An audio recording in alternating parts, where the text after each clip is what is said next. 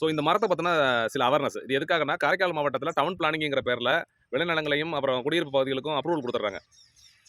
அந்த அப்ரூவலை வச்சுக்கிட்டு என்ன பண்ணுறாங்கன்னா, பிற்காலத்தில் வித்துக்கலாம்னு சொல்லிட்டு இடத்த வாங்கினவங்க வந்து இடத்த போட்டுட்டு போயிடுறாங்க. அதில் நிறைய கருவ மரங்கள் மண்டிடுது. ஸோ இந்த கருவ மரங்கள் என்ன பண்ணுன்னா, அனைவருக்கும் வணக்கம். நான் உங்கள் பார்த்திபன். இந்த கருவேல மரங்களை பற்றின ஒரு காணொலி. இது ரொம்ப முக்கியமான காணொலி தான். எல்லாருமே ஷேர் பண்ணுங்கள், முழுசாக பாருங்கள்.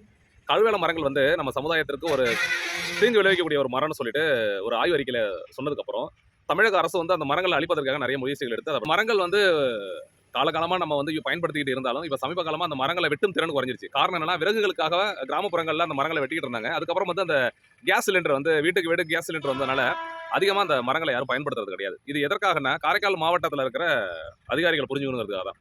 டவுன் பிளானிங்கிற பேரில் எங்கெங்கே பிளாட் போட்டிருக்காங்களோ அங்கெல்லாம் ஒரு பணத்தை வாங்கிட்டு டவுன் பிளானிங் அப்ரூவல் கொடுத்துறீங்க. இந்த அப்ரூவல் வாங்கினதுக்கு அப்புறம் அவங்க அந்த இடத்த போட்டுட்டு வெளியூர் கோயிலில் நீண்ட நாளுக்கு அப்புறம் வித்துக்கலாம்னு சொல்லிட்டு போட்டு போயிடுறாங்க. அதில் நிறைய கருவேல மரங்கள் முளைச்சிருது.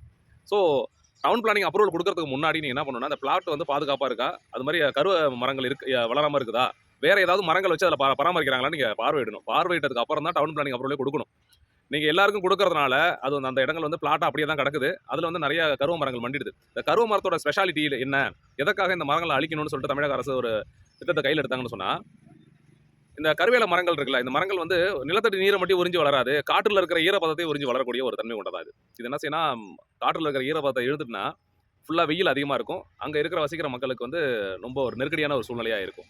ஸோ இது ஒரு ஆய்வறிக்கையில் கண்டுபிடிச்சது. அதுக்கப்புறம் ஒரு முக்கியமான விஷயம் சொன்னாங்க. என்னன்னா, இது ஒரு அதிர்ச்சி விட்டு தகவல் கூட. கருவேல மரங்கள் இருக்கிற இடத்துல மனிதர்கள் வசிச்சாங்கனாக்கா, அவங்க உடம்புல இருக்கிற ஈரப்பதத்தை கூட அந்த மரங்கள் உறிஞ்சி அதன் மூலமாக இது வளருமா. ஒரு ஆபத்தான ஒரு விஷயம் இல்லையா அது.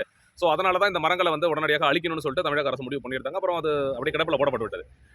நம்ம இதில் கவனிக்க வேண்டிய விஷயம் என்னன்னாக்கா, கருவ மரங்கள் இப்போ வந்து முன்னாடி இருந்தது காட்டில் இப்போ ரொம்ப அதிகமாக இருக்கிறதுக்கான காரணம் என்னன்னா, வந்து நம்ம வெட்டுறது கிடையாது. முன்னாடி வந்து அடுப்பு எரிக்கிறதுக்காக வெட்டினாங்க, வேலி கட்டுறதுக்கு அந்த முள்ளை பயன்படுத்தினாங்க. நிறைய கால்நடைகள் வந்து கிராமப்புறங்களில் மேய்ஞ்சுது. அதனால கழிவுகள் அந்த விதைகள் எல்லாம் சாப்பிட்ரும். ஆனால் இப்போ எப்படின்னாக்கா, ஆடு மாடுகளை யாரும் அந்த மேய்ச்சலுக்கு கொண்டு போகிறதுலாம் ரொம்ப கிடையாது. அதாவது செம்மறி ஆடுகள் மாதிரி இல்லை, வீட்டில் வளர்க்குறது. அவுத்து ரோட்டில் விட்டுறாங்க, எவன் கூட எப்படி போனா என்னன்னு சொல்லிட்டு. அதனால நமக்கு அது ஒரு பெரிய பிரச்சனையாக போயிடுது. ரெண்டாவது, இல்லங்கள் தோறும் கேஸ் எடுப்பு. நம்ம காரைக்கால் மாவட்டத்திலாம் ஒரு சின்ன கூரை வீடாக இருந்தாலும் அதில் ஒரு கேஸை கொடுத்துறாங்க. அதனால வந்து குச்சி வச்சு எரிக்கிறதுக்கான வாய்ப்பு இல்லை, விறகு வச்சு எரிக்கிறதுக்கான வாய்ப்பு இல்லை. அதனால இது மாதிரியான விஷயங்கள்னால இந்த மரங்கள் வந்து வெட்டப்படுறது தவிர்க்கப்படுது. ஒரே விஷயம் என்னன்னா, வெட்டுறாங்க, வெளியூர்களுக்கு இல்லை வெளி மாநிலங்களுக்கு ஏற்றிடுறாங்க, இந்த கறிக்காகவும் காலாவுக்காகவும். அப்படி இல்லாத பட்சத்துக்கு என்ன பண்ணுறாங்கன்னா, நம்ம ஊரில் பிரியாணி சமைக்கிறவங்க பெரிய மரங்களாக இருந்தால் வெட்டிக்கிறாங்க. ஸோ இதுதான் பிரச்சனை.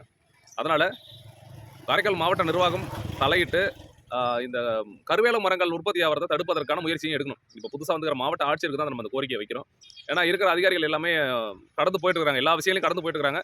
ஸோ புதுசாக வந்துக்கிற மாவட்ட ஆட்சியர்களுக்கு இந்த கோரிக்கையை வைக்கிறோம். அவர்கள் வந்து முனைப்போடு செயல்பட்டு மக்களுக்காக இந்த திட்டத்தை கையில் எடுத்து ஏதாவது ஒரு நல்வழிப்படுத்துவீங்கன்னு இந்த தருணத்தில் கேட்டுக்கிறோம். நன்றி, வணக்கம். மக்களுக்காக நானும் போராளி பார்த்திபன். வீடியோ அதிகமாக ஷேர் பண்ணுங்கள், எல்லாருக்கும் போய் சேரணுங்கிறது என்னோட கனிவான வேண்டுகோள். நன்றி.